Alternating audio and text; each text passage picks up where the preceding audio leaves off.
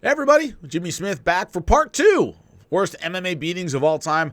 A lot of you wanted to see a part two of it, and a lot of you suggested in the comment sections which ones to do. All of them great suggestions. The reason I didn't include a lot of them that were in the comment section the first time around is I wanted to include a mix of fights that maybe some of you hadn't seen. I'm kind of an MMA history dork.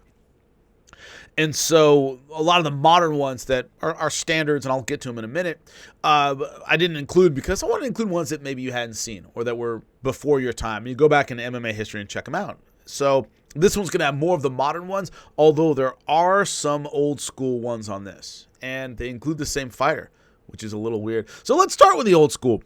And this is an early one. Amaury Bitetti versus Don Frye. This was UFC 9. That was May 17th, 1996.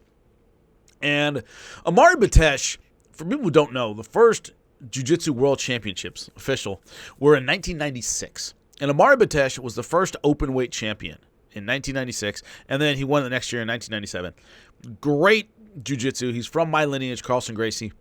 And great Jiu-Jitsu. But in MMA, the problem was he had a combination that wasn't very good, which is really excellent jiu-jitsu. His takedown wasn't great. Didn't have great wrestling. Not that Don Frye, and we'll get to it in a minute, had the best wrestling in the world.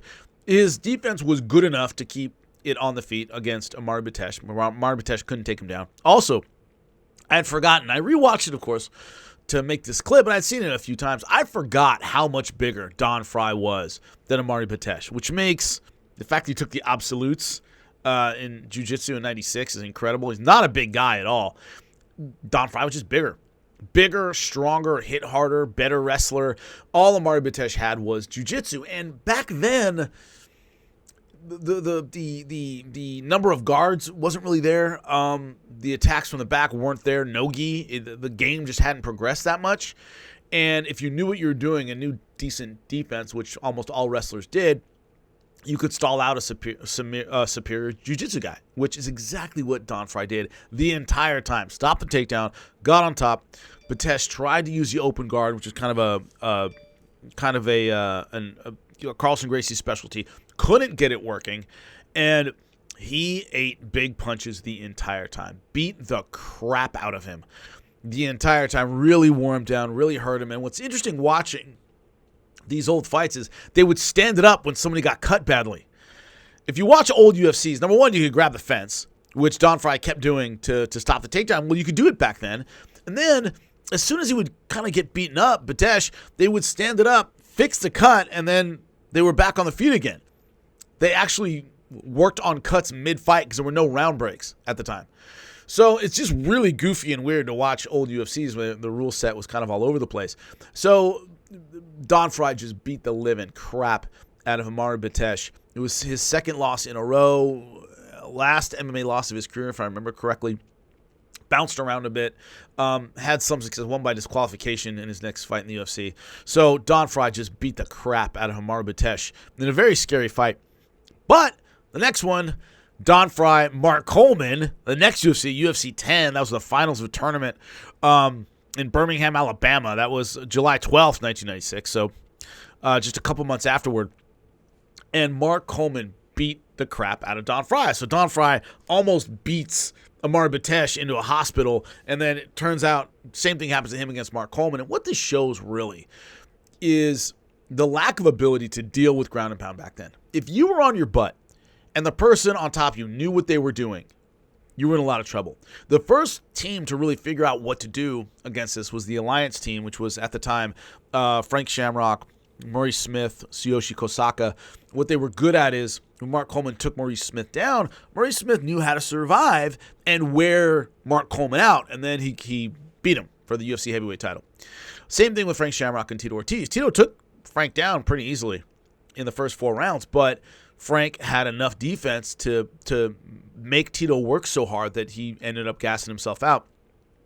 Guys like Don Frye didn't know how to do that. As soon as they were on their butt, they didn't have decent guards, they didn't know what they were doing, and they couldn't scramble, and they didn't know how to defend properly against ground and pound, especially against somebody like Mark Coleman. And Mark Coleman, I remember the first couple punches just destroyed Don Frye's eyes. He couldn't see anything. They were just swollen up. They were slits after the first couple punches. remember, this is tournament style. So he'd been through 2 fights already lumped up a little bit, and Mark Coleman, the Hammer, right, Godfather ground and pound, beat the crap out of Mark Coleman, out of Don Frye. Don Frye, the only time he got a reprieve, he was actually inside control, cut Don Frye up, and they stood it up to deal with the cut. And then they're back on their feet again. It was just really goofy the way they did things back then. But Mark Coleman, and also you forget, not only the size, he was juiced out of his skull, like all those early UFC guys were. He was huge. He also moved very, very well. Watching this fight now, Mark Coleman couldn't compete in today's UFC, but, man, his movement was really good. He was really explosive. He was really fast for a big guy. And Don Frye just had no shot. Couldn't land any punches on the feet and was on the ground. Unless your guard is really, really good, you're not dealing with Mark the Hammer Coleman. So Mark Coleman, in vintage Mark Coleman style, beat the piss out of Don Frye. Really hurt him bad. So both of those beatdowns were the kind that make you go, oh, you're not going to be the same after this one.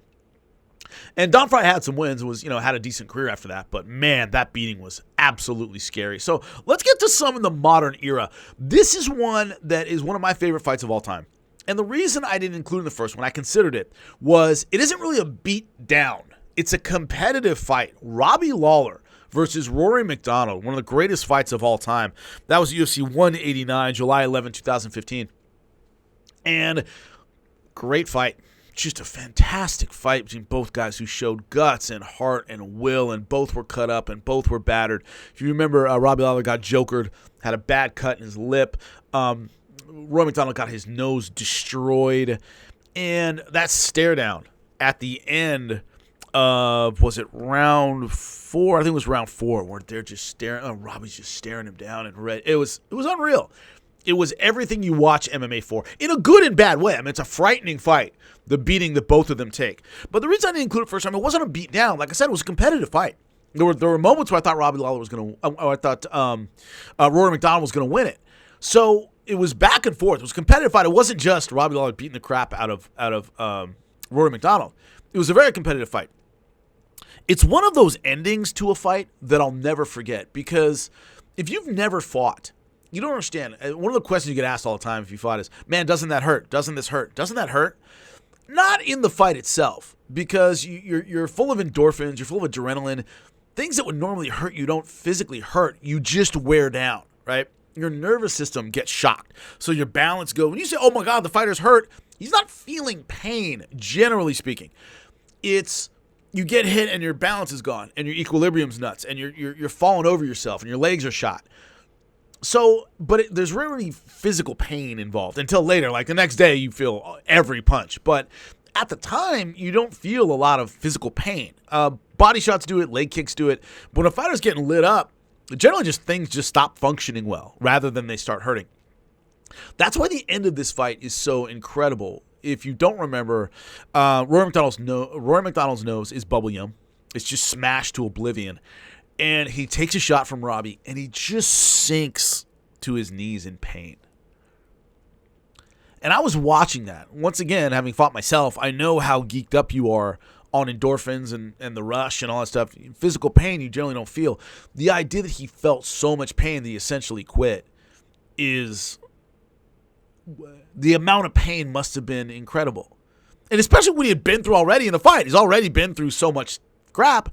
The idea that one shot made him go, I can't do this anymore. Made his body basically shut down. That's unbelievable. Robbie Lawler goes on to beat Carlos Condit in a disputed fight. A lot of people thought Carlos Condit won that fight. But for the end of his career, he's 4-6. Right? He doesn't, the Robbie Lawler was done after that fight. He just was not the same guy. You could only go to war so many times. And to me, that was the last one for Robbie. That was the last one that he could really go through and be okay. And remember the guys he beat. He beat Carlos Condit. He beat Cowboy Cerrone. He beat Nico Price.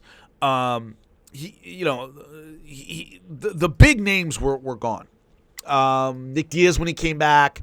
So the days when he could go to war with top level guys, that was over. He could beat guys, but it wasn't the elite of the elite anymore after that. Amazing fight. Once again, doesn't really qualify as a beatdown, but still a fight that basically ruined the careers of both fighters. So, Moving on. A lot of people mentioned this one for good reason. Cain Velasquez over Junior Dos Santos. The first one was at UFC 155, December 2012. The next one was October 19th, 2013. It doesn't really matter which one I'm talking about because they were exactly the same.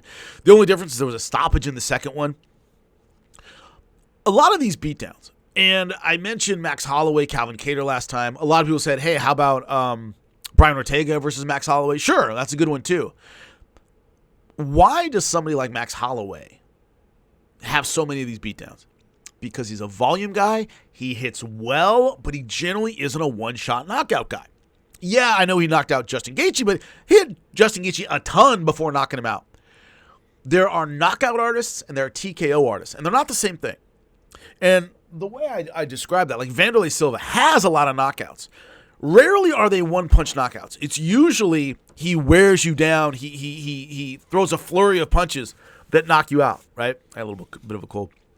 So Cain in the heavyweight division has knockouts, but he basically swarms you, right? He overwhelms you. He puts a pace on you that just wears you down. I know he knocked out Minotauro with the left hook, but that's kind of the exception to the rule. He wasn't a one-and-done kind of guy. He just wore you down and caught you with a flurry of punches and wouldn't let you off the hook. That's what makes a beatdown, is you hit somebody a ton, but you don't have that one-shot power to finish the fight. There's no fight-ending moment there. And that was a problem with both of the fights against Junior Dos Santos, that he just unloaded on him, and didn't have that Francis Ngannou power to get him out of there. So he's beating the crap out of Junior Dos Santos up against the fence most of the time, and he never hit him with one shot that was enough to put him out. And I remember, once again, I have some issues with the cornering here, that someone's taking this kind of ass whooping for round after round after round. You let him go out there for the final round. I don't see that at all. I would have stopped this earlier. But a lot of it was because, if people don't remember, their first fight was the debut of the UFC on Fox. And Junior Dos Santos versus Cain Velasquez was the main event. They only showed the main event. And Junior Dos Santos went out there and knocked Cain out with essentially the first punch. So it was kind of a humiliating Fox debut for the UFC. Number one, they had to fill a bunch of time because they only showing one fight. And that one fight went, like a minute. And, Cain lost his title one punch in his first defense. So I think there was a little bit of that. I'm paying this guy back. And he did in a big way. And we saw the cardio of Cain. We saw the accuracy of Cain. We saw the versatility of Cain. We saw the movement of Cain. But one thing he didn't have was that fight-ending power. So this beating just dragged on and on and on and on and on in a way that generally a one-sided heavyweight fight does not. You can only take so many as a heavyweight. And Junior Dos Santos had enough will and enough chin and enough experience to hang, and so it led to two horrific beatings where, once again, Dos Santos had some wins after that. He was not the same guy after taking those butt whippings. And so that was the end, of course, for Junior Dos Santos as a legitimate contender at that point, but two absolute maulings at the hands of Cain Velasquez. So one that was mentioned by a lot of people, understandably, Justin Gaethje over Tony Ferguson. Basically the beginning of the end for Tony Ferguson, UFC 249. That was May 9th, 2020. And it was for the interim UFC lightweight championship, if you don't remember that. Justin Gaethje fought smart. And I remember initially when I watched Justin Gaethje fight, I thought, man, he's going to have a really fun career for about 10 seconds. When he first got into the UFC and lost to Dustin Poirier and lost to Eddie Alvarez in these wars, as I've said many times, and I say this about Michael Chandler a lot, I was like, look, you can't go out there and just sling bombs and expect to be champion. You'll have some wins and you'll earn some fans because fans love watching that. But at the end of the day, you got to have a more versatile game. You got to show me more than, boy, I throw a hard right hand, because so does your opponent. And you're going to end up on your butt, especially against veteran guys like Eddie Alvarez, like Dustin Poirier, who can ride it out and know how to counterpunch and be slick and all this different stuff. So I thought the same thing about Justin Gaethje early on. I was like, man, it's going to be fun, but he's never going to be great. He just doesn't have the skill set. Then he started fighting a lot smarter. Started throwing in a lot of footwork. He started throwing better combinations, started using the jab more effectively, never relies on his wrestling enough. Remember, this guy was an All-American, D1 All-American, and almost never uses it. But his boxing got slicker. His offense got better. He got more well-rounded. And so when I look at all of that, Tony Ferguson, when you really saw it all come together, because he had beaten before that James Vick, Edson Barbosa, and Cowboy Cerrone, and you saw elements of it, right? You saw elements of, man, this guy's really starting to get slick. This guy's really starting to do good things. The problem is those were all one-rounders. So you could still go, okay, well, he's still a one-round guy. When he fought Tony Ferguson, remember, it was late notice for Justin Gaethje, because this is one of the cursed Khabib-Tony Ferguson fights.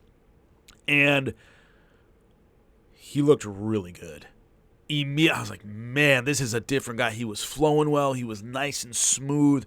He was still landing power punches. He was throwing good combinations. He was being smart. He was fighting in spurts, which is what you want to do when you have a late notice fight. You don't want to push too much on the gas early. And Tony Ferguson had nothing for him. Nothing. And the end of this fight was one of those, much like the Rory McDonald fight, that I'll remember forever. His body quit. You understand, you think you're in charge. You're not. Your body's really in charge, right? There's a video out there of it was the finals of some Ironman race, and there was these two women, and their bodies used up all their electrolytes at the same time, right as they were heading toward the finish line. It's like they hit an electric fence. They go, and they start like stumbling, and they're trying to get to the finish line. They start crawling. They're literally crawling to the finish line. When your body says, I can't do it, it can't do it. And you can have all the will and heart in the world. Those ladies wanted to run. They couldn't. Similar thing where Justin Gaethje had hit Tony Ferguson so much, his body just involuntarily went, no, can't do this anymore. And I remember he kind of collapsed and turned away from Justin Gaethje. It's like his body just went, no, this has to end right now. Goodbye. And it probably saved him, although I do think he was damaged long-term in that fight. May have saved his life. Who knows?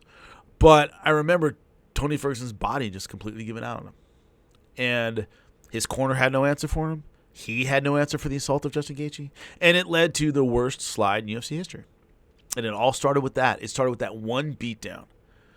And the thing about beatdowns, just to close this in a certain way, they affect you physically. They affect you emotionally. Everything. You know, your body isn't meant to go through that.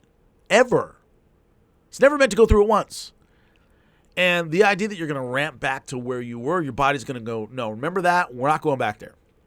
So I'm not letting us go back there. And what you notice is when someone takes a beatdown, and let's say that beatdown is a 9 or a 10, at 7, your body starts pulling back. It starts retracting. It starts going, no. We're not taking what we took before. It's like your body knows where the line of death or permanent injury is, and it purposely pulls you back from that line. And you might want to push further than that. It won't let you. It won't. And that's how you know a beatdown was severe. Now, some fighters change their style enough that they don't get into those kind of wars again, so they never trigger that alarm response in their brain and their bodies. But a lot of them who require going there can't ever do it again. And that was Tony Ferguson, 100%. Hope you guys have appreciated. Like, subscribe, and I'll see you next time.